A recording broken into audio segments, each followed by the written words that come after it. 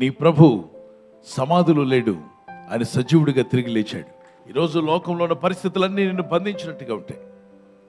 ఎటు వెళ్లకుండా మార్గం లేని పరిస్థితి నీకుంటే, నాకు సహాయం చేసేవారు లేరని నువ్వు ఏడుస్తూ ఉంటే, కలవరంతో భయంతో ఉన్నట్లయితే, కొన్ని పరిస్థితులు నిన్ను బంధించినట్టుగా ఉన్నట్లయితే, కొందరికి రోగ భయం కావచ్చు, మరణ భయం కావచ్చు, పరిస్థితుల భయం కావచ్చు, అలాగే శత్రువుల భయం కావచ్చు.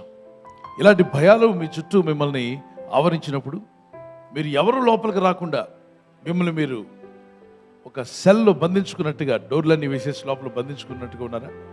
ప్రార్థన చేయి, దేవుని దగ్గర మొరపెట్టు, కలవరపడకు, ప్రార్థిస్తూనే ఉండు. నీ ప్రభు సమాధిలో లేడు, ఆయన సజీవుడిగా తిరిగి లేచాడు. ఆయన సమాధిని జయించి తిరిగి లేచాడు. ఆయన ఈరోజు సమాధానం లేకుండా ఉన్న ప్రతి ఒక్కరు కూడా గుర్తుపెట్టుకోండి, ప్రపంచంలో ప్రభువు తిరిగి లేచిన తర్వాత